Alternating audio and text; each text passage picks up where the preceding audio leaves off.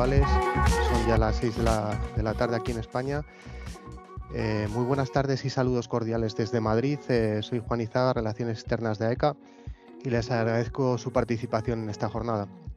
Nos encontramos en la sede de la Asociación Española de Contabilidad y Administración de Empresas, AECA, desde donde les damos la bienvenida a este webinar internacional, primero de una serie que tiene como objetivo compartir conocimiento y experiencias en torno a la contabilidad, la dirección y la gestión de las organizaciones. AECA se funda en 1979, es la entidad decana española en materia de normalización y buena práctica sobre contabilidad y administración de empresas. Entre sus objetivos se encuentra establecer líneas de trabajo y cooperación con entidades afines, tanto nacionales como internacionales, y buena muestra de ello es este webinar que está siendo compartido para todos los participantes de varios países de Iberoamérica que tenemos hoy. A todos reitero nuestro más afectuoso saludo. Para la jornada de hoy, que se enmarca dentro de la actividad de certificaciones profesionales de AECA, contaremos con expertos certificados de nuestro socio, la empresa USADI, que tratarán el tema de contabilidad y fiscalidad, aspectos clave en la expansión internacional en Latinoamérica. El grueso de la charla correrá a cargo de Augusto Berutich, que es Legal Tax and Compliance Officer de USADI, y Claudia Núñez, que es directora de la Oficina Internacional de Operaciones de USADI también. Ambos son expertos contables acreditados, ECA, a título personal, y su empresa USADI es entidad acreditada ECA, que es un sello otorgado por AECA a las compañías por su expertise en temas contables. Van a participar también 3 de los Country Managers de USADI, en concreto Carlos Cano Reyes, Country Manager de México, Andrés Ricardo Daneman de Brasil y Manrique Blenfont de Costa Rica y América Central. Al finalizar la presentación, pues abriremos un turno de preguntas por si alguien quiere realizar cualquier cuestión. Y bueno, sin más, por favor, cuando quieras, Augusto, tenéis el turno de palabra. Muchas gracias. Muchas gracias. Hola, buenas tardes. Entiendo que se nos está escuchando y viendo. Juan, sí, perfectamente. Sí. Estupendo. Muchas gracias, porque sabemos que estas cosas a veces es importante confirmar. Pues lo primero, agradecer a ECA la oportunidad que se nos da a USADI de acceder a esta serie a este programa de jornadas técnicas sobre la materia contable, administración de empresas, fiscalidad, importante en un mundo, desde luego, cada vez más necesario de certidumbre en el ámbito económico y de certeza en cuanto a los números, ya que en otras cosas la verdad es que está siendo complicado. Y AECA nos permite también acceder y exponer la visión que desde USADI tenemos como una empresa que está ayudando a muchas otras en sus procesos de implantación, de expansión, de búsqueda de nuevos mercados, ayudándoles en ese proceso con la parte que es del interés de la charla de hoy, de la sesión de hoy, con el control contable, la administración, la fiscalidad. Como nos has presentado tú, no obstante, quería también agradecer al resto de mis compañeros que se han unido a nosotros. Como has dicho inicialmente, íbamos a estar Claudia y yo llevando a cabo la presentación. Lo que ocurre es que justo ha coincidido en esta semana que en USADI tenemos nuestra reunión anual en la cual pues nos juntamos los equipos de los diferentes países en los que trabajamos, en este caso en nuestra sede en Madrid, y aprovechando esa buena aventura, pues hemos invitado a que se unieran a nosotros a los responsables de nuestras oficinas en países tan importantes como pueden ser Brasil, como puede ser México o toda la Costa Rica y América Central, en la cual todos sabemos que muchas de las empresas españolas focalizan sus necesidades o sus prioridades de inversión. Muchas gracias, compañeros, aparte de que nos hemos estado viendo estos días, por haberos brindado gustosamente a compartir también con el resto de asistentes a esta ponencia los aspectos técnicos más relevantes en vuestros países. Yo creo que la certeza técnica, la pulcritud en relación con el cumplimiento de las normas es algo universal. La contabilidad es un lenguaje universal, nos permite a todos comunicarnos y comunicar al exterior la fortaleza y las debilidades de nuestras organizaciones y de nuestros clientes en este caso. Y es importante ver que en estos procesos las empresas cuentan con apoyo como no puede ser de otra manera para poder alcanzar sus objetivos.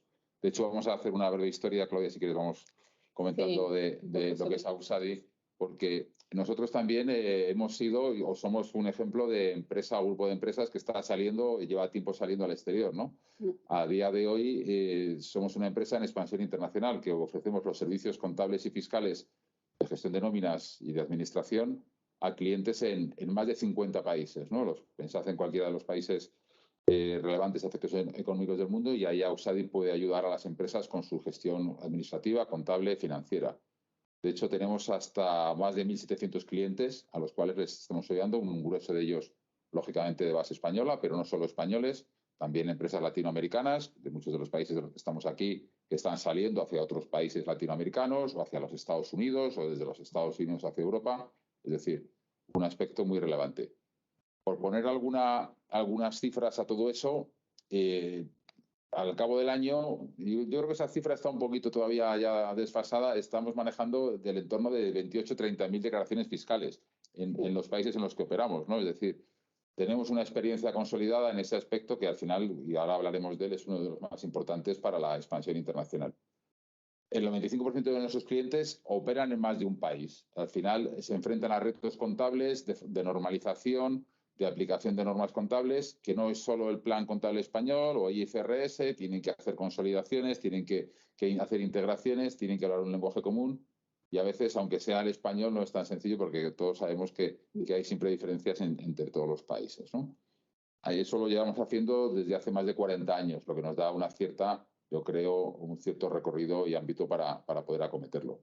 A día de hoy estamos en el entorno de 300, 350 empleados y valoramos mucho. Una de las cosas que siempre medimos es que nuestros clientes nos digan cómo lo estamos haciendo y les preguntamos, ¿verdad?, continuamente para intentar mejorar y hemos obtenido, estamos orgullosos de nuestra valoración que hacen los clientes. Aquí podemos daros un poco más de detalle en cuanto a cómo hacemos el servicio o la prestación del servicio de una forma que nosotros entendemos que es la forma de afrontar. Augusto, discúlpame un segundo. Ahora Sí. no estáis compartiendo la presentación ahora, ¿eh? ¿No? No. Ah, perdona. Te estamos viendo a ti, a lo mejor Sí. es por eso. A ver. No, yo tengo activado mi vídeo, pero darle a compartir y podéis... Voy de nuevo, un segundo. Gracias por la... Nada, ¿Ahora? ahora sí, perfecto. O sea que perdemos entonces la visión nuestra, vale, fenomenal. No tiene problema, yo aquí arreglo. Vale. Entonces, bueno, como se estaba viendo, quizá retroceder un segundo a la presentación, porque no se estaba viendo. Sí, a lo mejor, bueno. más que nada por lo que son las cifras que hemos puesto antes, de quiénes somos, ¿no? Al final son números detrás de personas encima de números. Bien. Y yo creo que aquí lo más importante de todo, y en el ámbito en el que estamos hablando, técnico, el ámbito de conocimiento específico y conocimiento experto, necesitamos la combinación siempre del conocimiento local, como decíamos antes, los expertos contables. Aquí, y es una de las reivindicaciones siempre que hablamos en el seno de AECA y en otros, ¿no?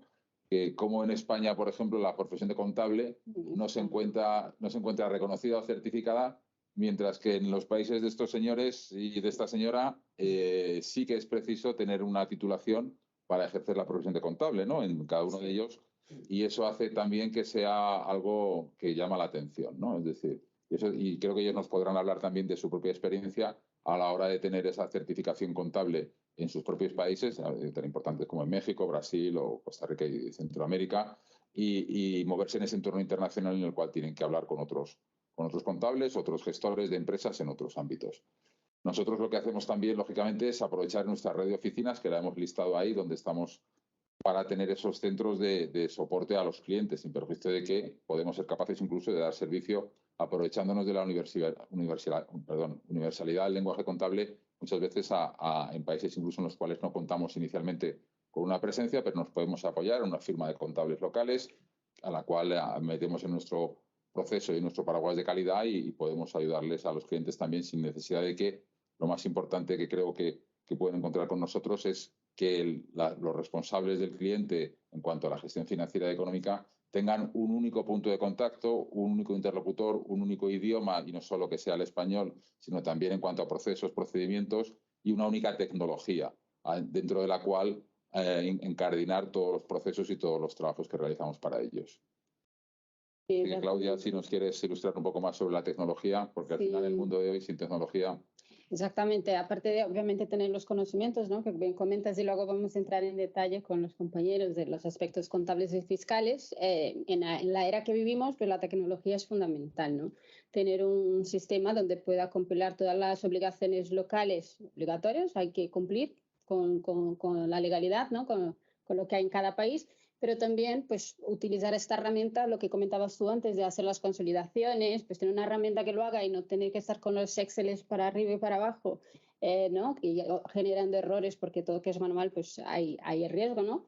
Pues bueno, nosotros desde Auxadi tenemos esta plataforma con localizaciones, varias funciones, y lo que intentamos y lo que hay que intentar cuando se va a esos países, pues intentar no, una, es obligatorio, hay obligaciones y ahora nuestros compañeros nos van a comentar de factura electrónica, de libros electrónicos que tienes que tener, pero bueno, sumado a esta obligación, pues también tener funciones que te ayuden en la consolidación, en evitar riesgo, en aprobaciones de pagos. Bueno, y es un poco lo que nosotros desde Auxadi intentamos y recomendamos que tengan todos lo que saltan, ¿no? a la internacionalización. Sí, es importante, y por cerrar un poco el punto de vista de la tecnología, o sea, hoy en día es imposible manejar la cantidad de información, la cantidad de datos, claro, la cantidad de estadísticas que necesita la dirección de los negocios para poder controlar el negocio, ¿no? Es decir, en nuestra experiencia, ahora entraremos un poco más en detalle, las empresas que salen fuera normalmente pues no tienen una gran infraestructura, sobre todo al principio, porque lógicamente van buscando negocio y una vez que el negocio va creciendo pueden ir pagando más infraestructura, pero necesitan tener información ágil y rápida sobre cómo están yendo las cosas, ¿no? Porque la vieja contabilidad en la cual en un momento dado podías dejar pasar el tiempo entre las operaciones y el reporte para tomar decisiones, ese mundo ya no existe. Las decisiones se tienen que tomar prácticamente a diario, semanalmente, y el gestor necesita tener información del desarrollo de su negocio, pues prácticamente, no voy a decir a diario, que le encantaría, pero bueno, semanalmente o cuando menos mensualmente para corregir, ¿no? Y más en negocios que están en expansión, que tienes que controlar todo. Y esta tecnología nos permite hacer eso, porque un punto que ahora desarrollaremos es la posibilidad de integrar diferentes planes contables en un único solo sistema. Porque claro, ahora estamos hablando de aquí 3 países muy relevantes, pero se operan en 7, en 8, en 9, al final como si no tienes una herramienta que te permita mostrar al final el lenguaje común de toda la contabilidad en uno solo, que lo entienda la persona que toma las decisiones, que está sentado probablemente en España o en otro sitio, pero que no tiene por qué entrar al detalle local, pues resulta muy difícil, ¿no? Totalmente. No, es esencial, ¿no? Lo que comentamos, aparte de obligatorio. Así que bueno, es un punto que luego desarrollaremos más en detalle, el tema más... Bueno, entonces yo creo que en cuanto al planteamiento, si os parece, tenemos por delante 45 minutos, vamos a dedicar una media hora a ir exponiendo diferentes experiencias y aspectos concretos en cuanto a aspectos legales, fiscales, de los países en los cuales hemos centrado nuestra charla y principalmente también de los que estáis aquí representados. Y dejamos unos últimos minutos para cuestiones, preguntas que en la audiencia se puedan suscitar, que trataremos de contestar con la mejor voluntad posible y del máximo interés, siempre teniendo en cuenta que bueno, pues están nuestros datos a disposición. Cualquier cuestión más concreta que sea muy específica, pues la podemos contestar con más calma y con más tiempo, ¿no? Evidentemente, el hecho de, ya entrando un poco en la materia, el hecho de dedicarnos a Latinoamérica no tiene todo el sentido, pero lo tiene. Es decir, porque no es solo un tema cultural, que lo es, no es solo un tema de cariño o de afecto, que también lo es un tema de números.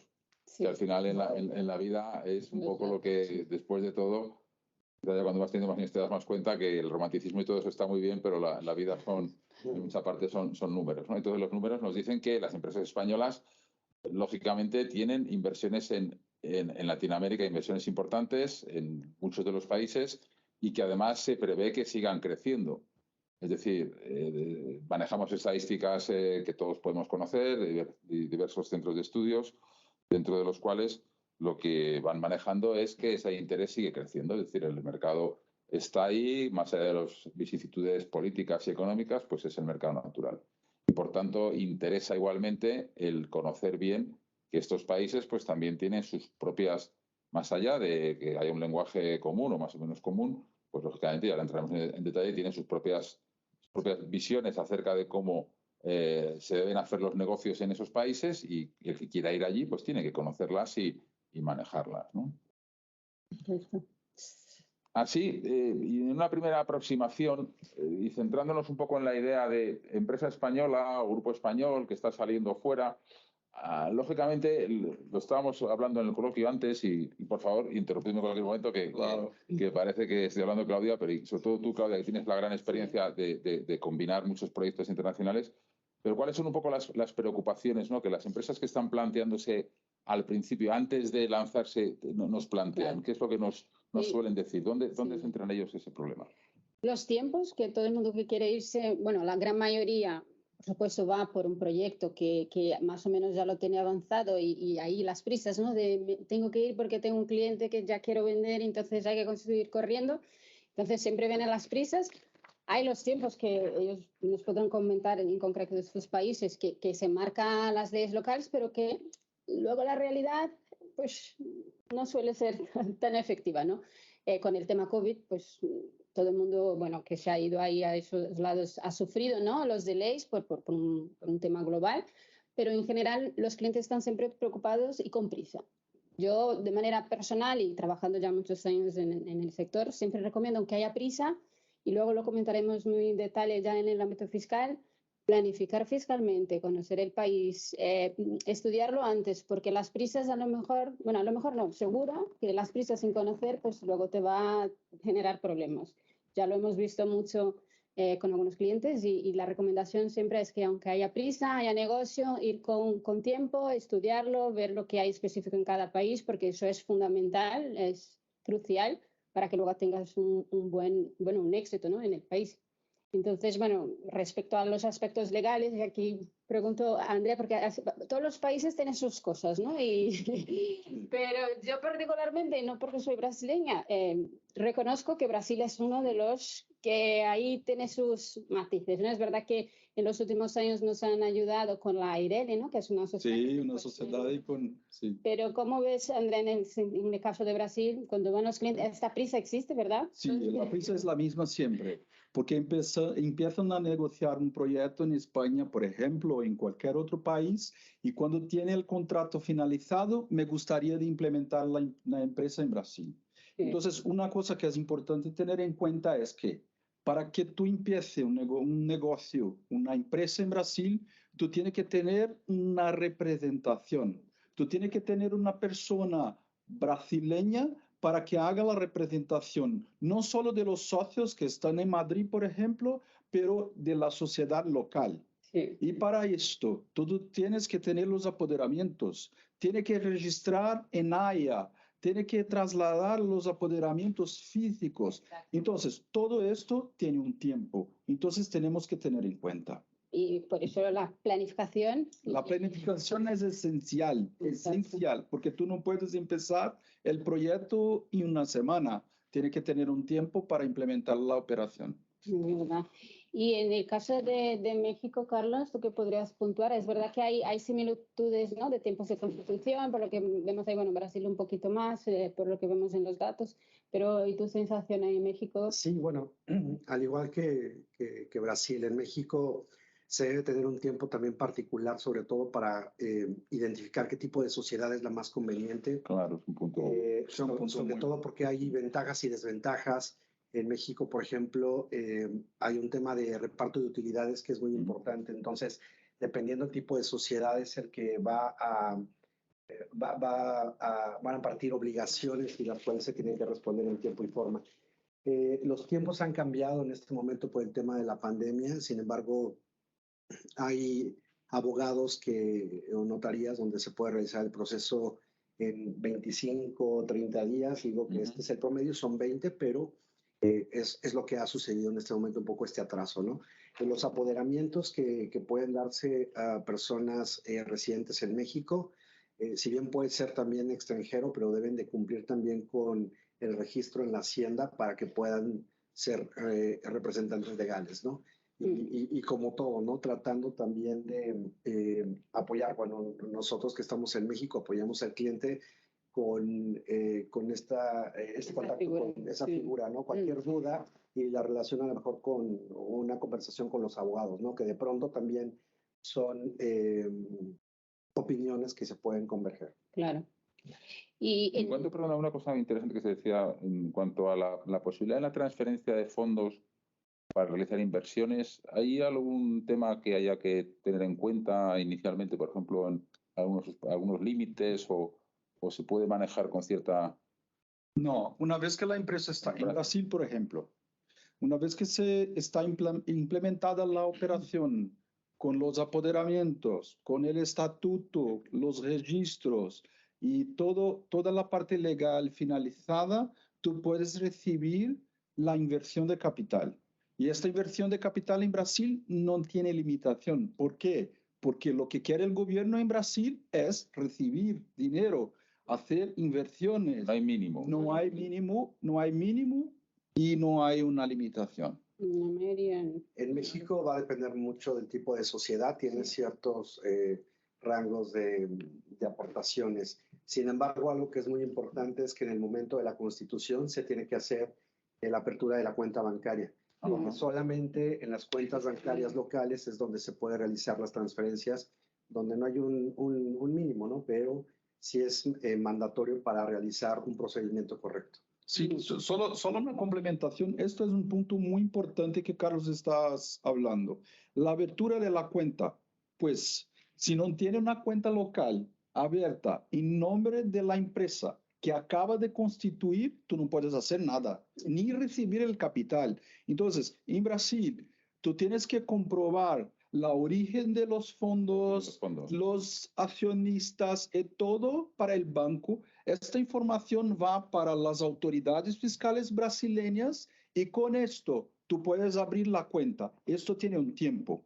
Entonces, tú tienes que tener el proveedor correcto porque él tiene los caminos correctos, legales, para abrir las cuentas en un tiempo más restricto. Y en el caso de Costa Rica, para también comentarles un poquito, el país por los últimos 40, 50 años ha venido moldeando su legislación y su infraestructura para traer en la medida posible toda inversión extranjera directa. Y por consiguiente, nosotros hemos simplificado algunos temas que en otras jurisdicciones son un poquito más complejas. Por ejemplo, nosotros tenemos dos tipos de sociedades que no tienen un impacto fiscal ninguna de las dos, por lo menos no impacto material. Más bien, en el caso de Costa Rica, más que complejidades para poder abrir una sociedad, que usted perfectamente lo puede abrir de un día para otro, es tener una guía adecuada para entender todos los beneficios que el país le puede dar a usted. Por ejemplo, más relevante que escoger entre una sociedad anónima o una sociedad de responsabilidad limitada es analizar si a la empresa, por ejemplo, le sirve ingresar al régimen de zona franca, ¿no? Claro. Que es un régimen que lo utilizan muchísimas empresas globales, regionales, para poder operar, aprovechar el talento de Costa Rica bajo una estructura libre de todo tributo. Muy bien, es un punto que comentaremos luego en la parte de incentivos, que creo que es relevante y que abre esa idea de competencia un poco por la inversión, ¿no? Al fin y al cabo, las plataformas, así como Europa puede ser una plataforma en sí misma, la Unión Europea, donde se ubica, pues en lo que es en la parte de Latinoamérica o Centroamérica, también es importante esa idea, ¿no? Y yo creo que ya por cerrar un poco la parte de aspectos legales, vamos a mencionar también, lógicamente, los países que no tenemos aquí ahora mismo representantes, pero que también desde Australia podemos ayudar, como son Colombia, Chile o México. O sea, la idea en general es que hay en todos ellos, como hemos listado en la información, hay diversos tipos de sociedades que se pueden hacer. Son asimilables en muchos casos. O sea, al fin y al cabo, el derecho societario en general pues es relativamente asimilable a lo que hay en España, por la tradición también, lógicamente, en muchos de los casos. Al final, las diferencias están en si se limita la responsabilidad de los socios o no, en el número de socios mínimo que tiene que haber y en alguna cuestión más, como apuntaba Carlos para México, si hay algún reparto. El impacto fiscal es similar. No suele haber grandes diferencias entre unas y otras. En Chile Colombia sí, con el tema de revisión fiscal, que es el único país en Latinoamérica que tiene, dependiendo del tipo de sociedades, las SAs y las sucursales extranjeras son obligatorias y tiene el revisor fiscal, que tiene que ser una persona, por supuesto, ajena al contador, entonces por un tema de conflicto. Y ahí en Colombia sí que es obligatoria esta figura y en los otros países pues no hay. No, ahí es una figura Perdonar, similar un poco. hacen una apreciación en el chat, indican una aclaración respecto a Colombia. Capital mínimo no hay, lo que están indicando en los aspectos legales es la responsabilidad de los socios en las empresas que son limitadas. Y luego otro comentario, bueno, una pregunta que eso ya la dejamos para más adelante. Sí, sí, vale, fenomenal. Sí, sí, la información. Perfecto. Entonces, el punto que hablábamos de Colombia es importante porque para la empresa el saber que tiene que tener un revisor fiscal es una figura similar a la que pueda ser, no sé si un auditor, es decir, un tercero a la sociedad que tiene que certificar esa parte, ¿no? Porque yo creo que también que dentro de los aspectos legales, aunque sean aspectos contables, también es importante el saber un poco la responsabilidad de los administradores con respecto a la elaboración de las cuentas, ¿no? Sí, que es algo relevante. Por ejemplo, en España estamos acostumbrados a que la responsabilidad en la elaboración de las cuentas anuales es de los administradores, que el contable como tal. Luego, no obstante, también en muchos de los países en los cuales estamos hablando, y luego veremos, la responsabilidad también recae en el contable, en el contador que firma o que prepara esa contabilidad, ¿no? Lo que es un tema sustancial. Sí. Sí, estaba pensando también en las últimas novedades que hubo en Chile con la creación de las sociedades abiertas y cerradas y la SPA por acciones, también ha sido una figura relativamente reciente que trata de flexibilizar. Es decir, al final, bueno, un poco la conclusión que sacamos también es el punto del representante legal, lo ha apuntado André. En Brasil hace falta personas residentes allí para representar a la sociedad. Es un punto en el que en general coinciden todas para tener un representante. Yo creo que eso hace también que la inversión también necesite tener esa propia idea, ¿no? de una figura local.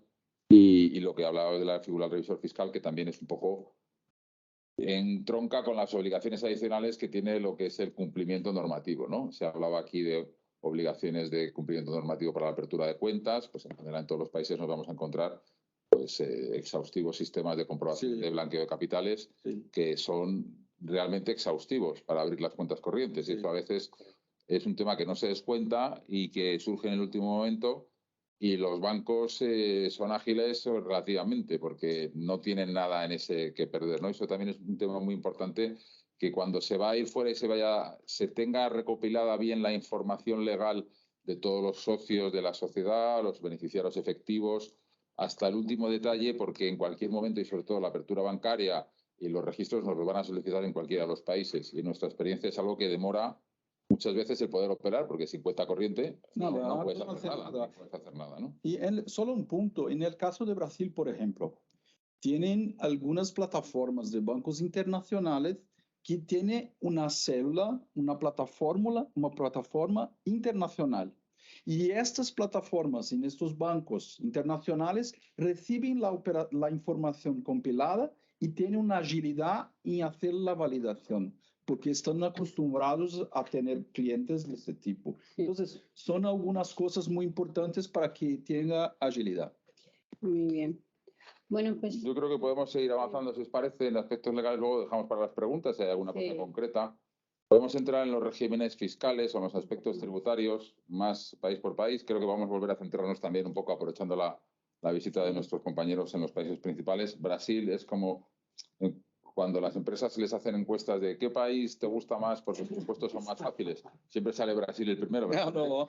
Es como es el país favorito de todos, ¿no? Luego, en cambio, cuando dicen ¿cuál es el país más difícil? Y luego Costa Rica es de los que aparece ahí de los difíciles, ¿no? Que lamentablemente es un poco al revés. Pero eso nos da cuenta de que, bueno, que hay que tener un poco de visión global. Nosotros lo que tratamos es de traducir de una forma sencilla a lo que es la mentalidad de la Unión Europea, los impuestos de la Unión Europea, impuestos españoles, la carga fiscal que existe en los países en los cuales estamos hablando, ¿no? Brasil es un país que al final pues, ha seguido su propio camino, ¿no? Si bien entiendo que recientemente está tratando de aproximarse a modelos más estándares de la OCDE, porque no nos olvidemos que un aspecto fundamental también cuando manejamos una inversión en el extranjero desde el punto de vista fiscal técnico, que tiene también su reflejo en la contabilidad, lógicamente, con el reparto de beneficios o el registro de gastos por royalties o por intereses, son los temas de retenciones, si tenemos retenciones, si no tenemos retenciones, los impuestos brutos que pagamos, la recuperación que podemos hacer. Es decir, es algo que desde el punto de vista español, por suerte, siempre ha habido una red de convenio con todos los países de de los que estamos hablando, exceptuando con Perú, que todavía no está aprobado el convenio con Perú, el resto de convenio de doble imposición, que en general protege, ¿no? Pero una vez que llegas al país, te encuentras que los impuestos se llaman de otra manera, que graban cosas diferentes y que tienen un poco de complejidad. Y Brasil, André, sí, pues... esto es un punto muy importante que estás a decir, Augusto. En Brasil, lo que hacen, las empresas empiezan con la negociación, por ejemplo, estamos en España, ¿no? Empiezan la negociación del nuevo proyecto y van a implementar una operación en Brasil con la constitución de una entidad, no tienen en cuenta los impuestos involucrados en los servicios que quieren implementar en Brasil. Entonces, es muy importante que tengan en cuenta cuando hacen business plan de implementación de un proyecto en Brasil, los impuestos. Ya, es fácil, tiene un impuesto esto, de federal, estadual, municipal, pero tiene que tener la actividad, todas las variables que están en el proyecto para que no lleguen y tengan una sorpresa. Planificación fiscal, ¿no? En el caso planificación fiscal. Y además, el IVA de España pueden ser como varios IVAs de Brasil, el impuesto de servicio, o si es un producto, o de qué ciudad, o sea que hay muchas variables y es muy importante otra experiencia ya en tantos años en el sector, ¿no? De ver clientes que se arriesgan a irse en una planificación adecuada y a lo mejor pierden dinero por no calcular bien sus márgenes, no considerando. Porque la margen está en los impuestos y cuando ponen los impuestos, el proyecto no tiene margen. Por eso, desde el punto de vista de Project Finance o de los proyectos o del servicio de la administración, o sea, cuando se habla de planificación fiscal, a veces se piensa en algo que sirva para ahorrar o para pagar menos. Realmente, en el caso de Brasil, muchas veces lo que se trata es de saber qué hay que pagar. O sea, más que planificar es saber. Porque no te encuentres, y de hecho yo recuerdo a algunos de los clientes que hemos trabajado con ellos que tenían sus proyectos de planificación, de financiación con el retorno esperado, y resulta que el dinero que llegaba al final de todo era mucho menos de lo que se estaba planificando y el proyecto probablemente daba hasta pérdidas, ¿no? Que se ha anunciado, ¿no? Y con lo cual, con el impacto contable que tiene eso, recordemos que si estamos reconociendo los ingresos de un proyecto en función del grado de avance y al final resulta que el proyecto no va a dar ingresos, sino que va a dar pérdidas, pues a lo mejor tenemos que haber registrado las pérdidas del principio. Es decir, que un mal conocimiento o una mala planificación, que vuelvo a hablar, que no estamos pensando en planificar como hacer grandes cosas, sino simplemente saber qué impuestos tenemos que pagar. Que si, por ejemplo, hay una importación de servicios, hay un descuento de un 15%, creo que es, que se tiene que ingresar allí. Es decir, cosas que hay que tener en cuenta para la propia valoración del proyecto y que tienen un impacto en la contabilidad, en la imagen de la empresa, en la valoración de los proyectos y la valoración de las inversiones, ¿no? Sí. Bien, no sé, en cuanto a Brasil, quizá alguna cosa más que nos podáis ilustrar, ¿no? Sobre... Para mí... Has hablado de federal, estatal, o sea, a la hora de establecernos como... Sí, en Brasil es muy importante tener en cuenta la tipificación de los impuestos, ¿sí? Nosotros tenemos impuestos federales, impuestos estaduales e impuestos municipales. Esto va a depender en el tipo de la operación, en la naturaleza de la mercancía que tú estás a importar, incentivos que estabas diciendo, Augusto, en el principio. Por ejemplo, en Brasil tenemos un par de actividades que van a empezar, que en regiones, en tipo de actividad, que tú tienes un par de incentivos muy importantes y que viabilizan la operación. Por ejemplo, energía renovable. En Brasil tenemos una serie de impuestos que tú vas a tener descuento para implementar una operación de energía renovable en Brasil. Un ejemplo. Bueno, vamos a ir avanzando, si os parece. Entramos en México con algún detalle. Sí, aprovechando ahí, ¿no? Que tenemos. Sí, y luego volvemos a los países en los cuales no tenemos experto, porque si no, al final está la información volcada en la presentación que se distribuirá, pero yo creo que para una mayor agilidad, luego en las preguntas podemos entrar también sobre ello. Bien. En el caso... perdón. Sí, no, pues la introducción de México, un poco, una de las cosas que has dicho antes, que se tenga en cuenta siempre que el tipo de sociedad, más a lo mejor que en otros países, determina una parte de la imposición, ¿no? Porque hay un reparto de utilidades que se tiene que hacer en función de para los empleados, en función de la estructura que hay. O sea, que son cosas que, por así decirlo, que no existen en España, y que entonces cuando el empresario español sale fuera y piensa cómo va a ser el mundo, a veces se olvida de cosas que no existen, ¿no? Por eso México puede ser un buen ejemplo en eso, como lo era Brasil, ¿no? Exacto. En el caso de México existen regímenes fiscales dependiendo del tipo de sociedad, pero prácticamente el 90% de tipo de sociedades aplican este tipo de obligaciones fiscales. O sea, que en este marco tienen las obligaciones de IVA, de ISR de personas morales, y va a depender si es comercializadora o distribuye productos, va a aplicar el IEPS, ¿no? Que es un similar al IVA. Y bueno, hay impuestos federales y hay impuestos estatales, entonces también va a depender mucho de la industria y de las actividades que vaya a realizar. Una de las cosas que llama la atención, sí, Carlos, perdona que te interrumpa, es que, por ejemplo, el impuesto de renta de sociedades o de sociedades que llamamos aquí, o de personas morales, ¿no? Que es un poco, tiene un tipo de 30%, ¿no? Que es un tipo, o sea, un tipo impositivo que podríamos decir que es alto en relación con lo que se maneja en otros países, incluso en la reforma americana, si recordamos, de Trump, que lo bajó en Estados Unidos al 21%, creo recordar, y eso generó, me imagino, cierta conflictividad con México, ¿no? Aunque luego se ha vuelto a subir. Es decir, ¿hay alguna idea en relación con el tipo de reducirlo? ¿Se está hablando de ese asunto? ¿Al revés ahora está la cosa? No, al revés. Desafortunadamente, el gobierno que hoy día está en México ha mantenido estas tasas de impuesto y será que hasta que concluya el sexenio pudiera haber un cambio de reforma fiscal. Y pues obviamente hablamos sobre temas políticos, pero No, claro, este 30% ha sido en los últimos 10 años, ¿no? que yo recuerdo, pero sí al final del día no hay expectativa de que reduzca, ¿no? Que al final del día esto es en cuanto a la tasa de impuesto en el cálculo anual. Sin embargo, en los pagos provisionales mensuales se utiliza otro procedimiento que no necesariamente puede llegar al 30%, porque depende de un coeficiente de utilidad con base a sus ingresos. Entonces, los pagos provisionales pueden ser menores, pero ya al cierre de años donde se ajusta, y sí o sí, tiene que pagar el 30%. Claro. Sí, ¿no? Y quizá Costa Rica un poco contrapunto, a lo mejor de una mayor amabilidad quizá con la fiscalidad. ¿De verdad? ¿Qué se me pasa? Y comentar, perdón, por último, el tema del reparto de utilidades. Sí, muy importante. Está aplicando hoy día a todas las sociedades, excepto la sociedad civil y la asociación civil, que son muy particulares, pero el resto de sociedades que por las cuales empresas españolas se establecen en México, pues tienen la obligación de pagarlo, que no es más que el 10% de la utilidad fiscal que resulte en el ejercicio natural enero-diciembre. Hace año y medio hubo una reforma en México donde se establecen cambios en la legislación laboral, de tal suerte que va en contra de la subcontratación de personal. ¿Qué pasaba?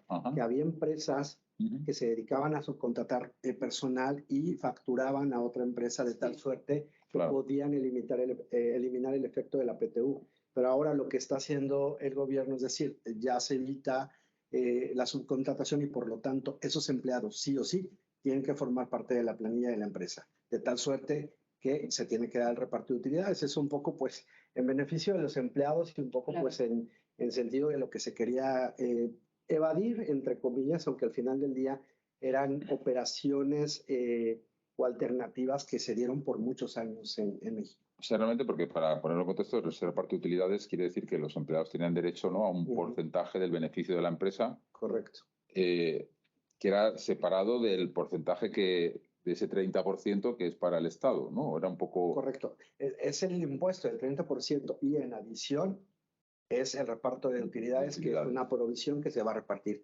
El reparto rápidamente va, el 50% se reparte dependiendo de los días en los que los empleados han estado y el otro 50% dependiendo a un prorrateo de los sueldos, entre el más alto y el más bajo.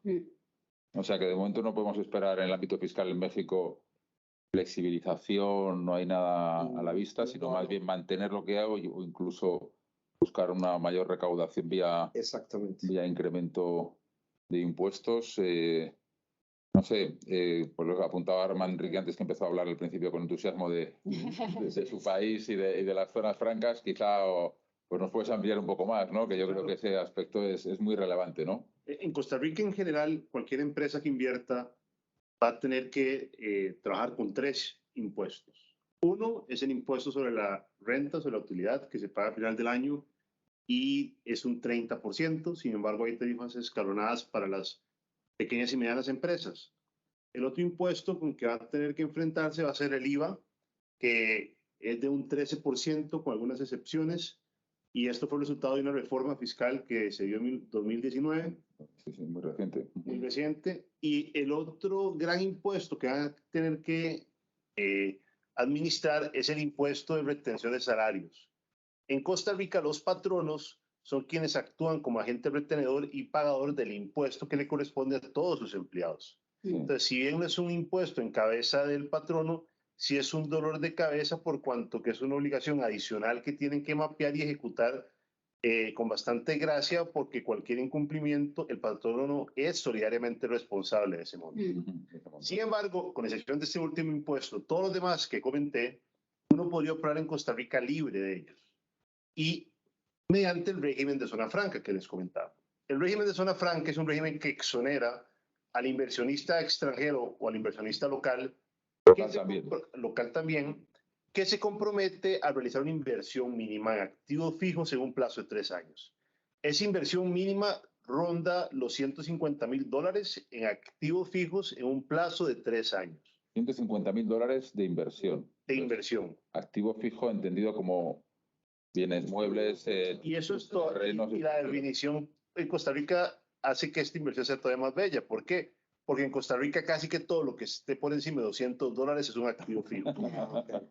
Entonces, no es un monto. Luego veremos la parte contable también. Sí, sí. No es un monto difícil de obtener, y lo que le garantiza a usted es que puede entrar al país, puede ser un hub para la región de servicios, de distribución, de lo que necesite.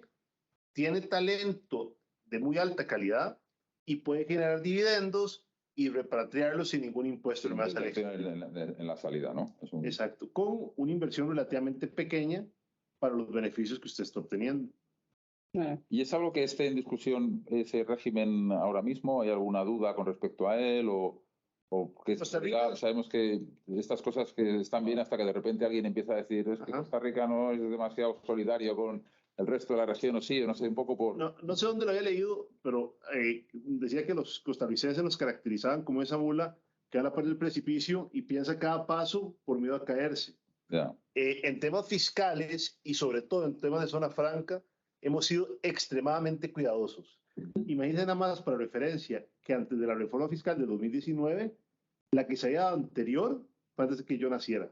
Qué bueno. Entonces, nos tomamos muy en serio y hay una complejidad política para esas reformas porque nos da miedo cambiar lo que nos ha funcionado. Entiendo. Cada vez que hay un intento de modificar el régimen de zona franca, todo el mundo levanta la mano de todos los sectores políticos porque es el motor de crecimiento del país en los últimos años. Y sería inconsistente con una política de crecimiento económico cambiar lo que está funcionando también. Sí, la verdad que sí. No sé, yo estaba pensando desde el punto de vista también de inversor español y de responsable financiero español con la inversión, ¿no? en los diversos países, ¿no? De valorar esas inversiones. También ahora el manejar este periodo de mayor incertidumbre, ¿no? que tenemos ahora, y quizá podemos hablar un pelín alrededor de inflaciones no vistas, que quizá no sé muy bien, porque claro, en general, Latinoamérica siempre es un país en el cual la inflación no ha sido extraña, ¿no? Ha sido algo que estamos acostumbrados. Entonces, tanto el registro contable típico siempre era algo que sí que estaba previsto y que se utilizaba, ¿no? Pero aquí, y eso quizá ahora cuando entremos en la parte de contabilidad podemos darle una vueltecilla a ver qué enseñanzas podemos sacar. Yo no sé, ya por cerrar el tema fiscal, por ir acabando algún punto más que queráis manejar. Sí, en el caso de los servicios internacionales, porque cuando tú tienes una sucursal o una empresa desde España en Brasil y tú quieres traer los beneficios que está teniendo en el país, hoy la facturación internacional con España tiene incentivo de un acuerdo internacional. Entonces tú tienes una reducción entre España y Brasil. Tratados internacionales. Tratados internacionales. Y no solo esto, si tú vas a enviar beneficios de una empresa brasileña, no solo para España, para cualquier otro sitio, tú no tienes impuestos involucrados en esto. Tú puedes enviar los beneficios de cualquier valor y sin impuestos. El tema de tratados. Y en cuanto a lo que es la situación política que ahora mismo, ¿no? Quiero recordar que está pendiente, ¿no?, de resolver la elección. Sí, nosotros tenemos elecciones domingo. ¿Algún insight de última hora? O sea, más allá no de quién va a ganar, porque bueno... No voy a hablar de los... porque están allí. Está bien complicado, pero lo que están prometiendo es que nosotros estamos a espera de una reforma de los tributos, de los impuestos, hace 20 años, porque tenemos muchos impuestos en Brasil, y en la época de las elecciones están todos los políticos prometiendo la consolidación de los impuestos que va a facilitar para todos. Pero esto sí sucede en todas las elecciones, pero no se cambia, porque el país no soporta cualquier reducción. Ya, entendemos. Bueno, vamos a ir, que queda apenas un cuarto de hora, vamos a ir viendo aspectos contables. Claudia, si quieres, toma aquí un poco el mando y mencionamos las cosas un poco más sui generis. Quizá a lo mejor de los otros países de los que no hemos hablado y luego ellos, sí, un poco cosas que sean muy diferentes como lo veamos con respecto a España, ¿no? A lo mejor cosas de... A verlo en general, bueno, con la IFRS, lo que comentabas en el inicio, y ya aplicando a las NIFs locales, pues la contabilidad en sí, pues los criterios son parecidos. Lo que hay, la diferencia básicamente sustancial en la forma de contabilización de los impuestos, principalmente, bueno, en países como Brasil, México, bueno, Costa Rica iba un poco más parecido que España. Pero luego todo el tema contable obligatorio en el país, aparte de la función del contador público que existe tanto en Brasil, que es una función bastante arriesgada en el sentido de que un contador que hace algo que no esté bien, no solamente imputa los problemas al administrador, sino que el contable puede ir a la cárcel. O sea, eso es una figura bastante importante por el riesgo que hay en Brasil, ¿no? Tanto en Brasil como en México la figura existe, en otros países, bueno, pues en Perú, Colombia también tiene y en Chile, ¿no? Pero la figura de firma como obligatoria que tiene que ser, pues es en Brasil y en México, ¿no? Y en México, de hecho, hay toda la contabilidad electrónica, que el sistema tiene que estar, bueno, en Brasil también, pero en México es mensual. Luego, Carlos, sí. En México, desde hace aproximadamente 8 años, yo creo, hay mucho rigor con contabilidad electrónica y no es más que tener totalmente vinculadas las facturas, los registros contables, toda la información que parte de una tecnología, como mencionaba Claudia al principio, vinculada con la Hacienda. Entonces, ¿qué significa? Que al final del día se busca una fiscalización en línea y tener toda la información financiera. Entonces, cada vez va realizando versiones, obligaciones de información, o sea, va madurando en todo este proceso. Entonces, en 2023 tenemos cambios, conceptos que eran antes opcionales, ahora son obligatorios. Y el objetivo es eso, ¿no? Claro. Lograr una fiscalización en línea y unos requerimientos también inmediatos. Entonces, probablemente es un avance, si hablamos de Latinoamérica, pero que al final del día nos pone a los contables, sí o sí tenemos que cumplirlo, ¿no? Entonces, prácticamente tenemos que estar al día en la localización de nuestro sistema, también en tener al equipo, al contable capacitado de acuerdo a las reformas que nos establece. Hay un vínculo entre lo fiscal y lo contable, porque al final del día todo parte de los certificados fiscales para poder enterar esta información. Entonces, sin duda es tener vinculado la parte contable y lo fiscal. La parte tecnológica, lo que decíamos en el inicio, es esencial. O sea, todo, bueno, en Latinoamérica en general, muy importante, más que en España, en muchos casos. Electrónica, o sea, no hay, y la contabilidad, bueno, en muchos países como México, Brasil, bueno, en Colombia hay los medios magnéticos, que también es una información electrónica, ¿no? Que hay que reportar al día en el caso de Colombia. Entonces, todo el tema tecnológico está bastante, digo yo, así avanzado sí, que en Europa. de manera se va general. más a esa función, ¿no? Me imagino que Costa Rica también tendrá. Sí, desde hace varios años Costa Rica implementó la facturación electrónica para toda operación. Entonces ya al día a día, la administración tributaria tiene información de primera mano de las facturas que usted emite, de los gastos que usted incurre, y puede perfectamente hacer los comparativos al final del año sin ningún problema. De hecho, antes existía la obligación de presentar una declaración informativa al final del año, donde yo reportaba datos de mis clientes y de mis proveedores. Esta declaración se ha simplificado a tal punto porque ya no le es necesaria tributación, porque ya tiene toda la información directamente a través de la factura electrónica.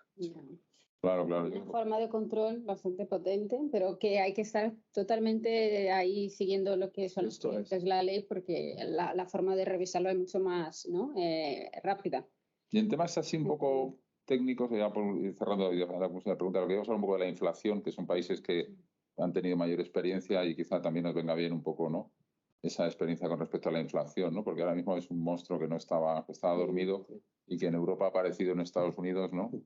Y no sé un poco qué perspectivas que nos podéis dar desde vuestro mayor, a lo mejor, no sé, familiaridad, ¿no? Con el manejo contable en entornos inflacionistas, ¿no? Sí, en Brasil, en un pasado muy cercano, nosotros teníamos la contabilidad actualizada por la inflación. Eso no pasa más. Entonces, los números mantenemos iguales, pero hoy tenemos como 10% de inflación en Brasil, está reduciendo, pero no hacemos ajustes contables para esto. Pero todos los contratos en Brasil, incluso de los empleados, tú tienes por legislación hacer el ajuste anual por la inflación. Entonces, los salarios, los productos, los servicios hacen los ajustes anuales de inflación, pero la contabilidad es fija. En México, de la misma manera, se ha derogado una NIF que daba la obligación del efecto inflacionario.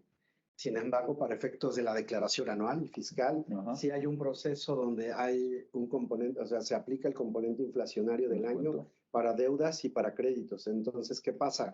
Que al final, para efectos de impuestos, se tiene que actualizar. Hay una diferencia, entonces. Hay una diferencia que se llama pérdida o ganancia en ajuste por inflación, ¿no? Entonces, ese es el efecto que se le da, pero pues para efectos fiscales, ¿no?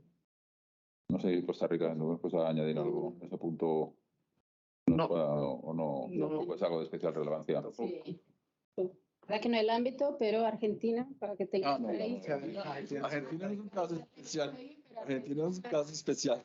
Sí. Vamos a entrar en eso ahora, pero bueno, de manera general es verdad que ponemos un poquito ahí más del tiempo para las preguntas. Queremos dejaros hacer un poco, ¿no? Preguntas ahí en el chat, aprovechando. Sí, ya que estamos, si os parece, Juan, no sé, abrimos un turno de comentarios y preguntas hasta las 7 y estamos a vuestra disposición, las cosas que podamos manejar desde aquí, y si no, bueno, pues os contestaremos de la mejor manera posible.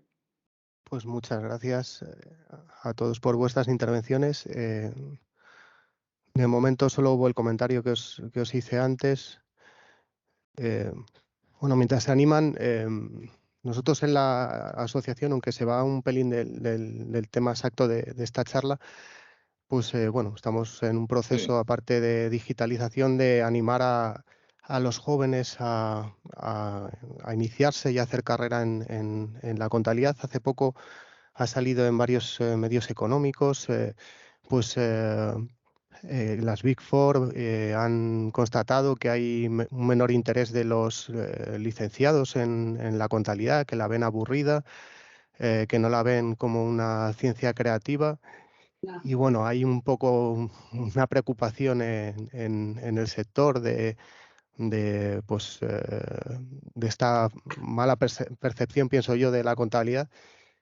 ¿Qué opinión tenéis vosotros en vuestros países y a nivel profesional? Ya hemos visto en esta presentación que, bueno, hoy en día la contabilidad pues se está buscando la homogenización de la normativa contable a nivel global y va a ser un trabajo en principio pues que puede ser muy variado y pues, ¿qué opinión tenéis de este tema?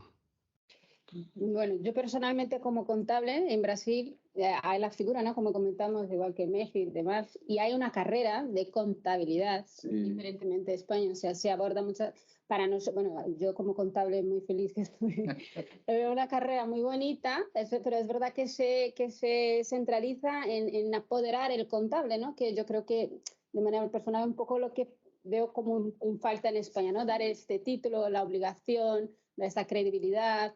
Y además una carrera muy específica porque no es solo el debe haber, el activo y pasivo, hay muchísimas cosas bonitas en contabilidad que al final, creo, no haber una carrera tan específica aquí en Europa para ello, pues no se aprecia pues muchas cosas que hay que son muy interesantes, ¿no? En Latinoamérica en general hay la carrera de contador por la figura de obligatoriedad de firma. Y eso, bueno, en los países no tenemos porque es obligatorio tener un contador. Entonces, con eso ya, pues, ¿no? Incentiva a crear una carrera donde es obligatorio que vas a tener una firma, que te empodera, ¿no? Con esa firma. Y yo creo que igual, a lo mejor en Europa haría falta un poco ese empoderamiento para que pueda atraer más los jóvenes a ello, ¿no? Solo para complementar lo que estás a decir, Claudia, con relación a Brasil, no es porque soy brasileño, pero en Brasil la área de contabilidad es una área estratégica. Entonces, si tú tienes una empresa y tú tienes proyectos, si tú tienes importación de productos, la figura de contabilidad que va a definir el impacto de los impuestos, la localización y todo, va a decir si tu proyecto va a ser lucrativo o no. Si va a ser benéfico o no. Benéfico o no. Entonces es estratégico. Sí, esa es un poco mi percepción. Yo creo que también hace un poco más de marketing en el área contable y dejar de pensar que es una profesión aburrida y bueno, pues puede crear mucha ventaja competitiva para una empresa y... Eso es. Exacto. Claro. Desde luego, un poco apuntando lo que se decían mis compañeros y desde el punto de vista español, que es un poco triste que al final realmente el acceso a la profesión como tal, ¿no? Y eso AECA lo sabéis desde todos los puntos de vista y lo habréis, me imagino, valorado y tratado con las personas tan eminentes que están en la organización y que conocen del asunto, pues es una pena que no se haya conseguido de momento, ¿no? Esa oficialidad, ¿no? O por lo menos, no sé, ese empoderamiento que hablaba Claudia de que la figura del contable como tal es una figura muy importante porque lo es, pero además que lo parece, ¿no? Entonces, a partir de ahí, probablemente hubiese otro tipo de aproximación, ¿no? En el caso de México, por ejemplo, hay iniciativas en las escuelas de bachillerato donde dan la oportunidad de conocer y dar como orientación vocacional y de esa manera se puede inyectar el interés, la percepción de todas las especialidades que hay dentro de la carrera, porque hay impuestos, hay auditoría, exacto, hay gobierno corporativo, etcétera. O sea, hay una serie de especialidades que llaman interés y que de esta manera pueden inyectar las ganas y la motivación para estudiar la carrera. Al igual que Brasil, en México es una carrera y que se puede realizar una especialidad también. Entonces, sin duda, creo que las generaciones van cambiando también, que eso puede menguar en ocasiones el interés e irse a lo mejor a otro tipo de carreras, pero sin duda creo yo que estas escuelas pueden ayudar, ¿no? Sí. Bueno, pues vamos a ser puntuales y si nadie se anima, una última pregunta rápida y si no, bueno, os comento, vamos a seguir con el ciclo de webinars en noviembre, pues vamos a tener el día 4 de noviembre, vamos a tratar el tema de la investigación que tenga un impacto más real en la economía con una webinar que se llama Ciencia Abierta y Ciencia Ciudadana, nuevo paradigma para la investigación y la innovación, que va a tener como ponentes a Fernando Casén y Flor Sánchez, que son de un instituto universitario de la Universidad Autónoma de Madrid. Y luego el 8 de noviembre pues trataremos el tema del blockchain y la contabilidad, un tema muy importante, con un ponente, bueno, es Manuel Rodríguez, es de Abanca y es el director de la cátedra AECA Banca de Finanzas y Valoración. Esas son las siguientes citas a las que estáis todos invitados. Y bueno, muchísimas gracias a Augusto, Claudia y el resto de compañeros por vuestra magnífica exposición, una síntesis muy interesante, a todos los asistentes por participar y nos vemos pronto en otra sesión. Muchísimas gracias a todos. Gracias. Adiós.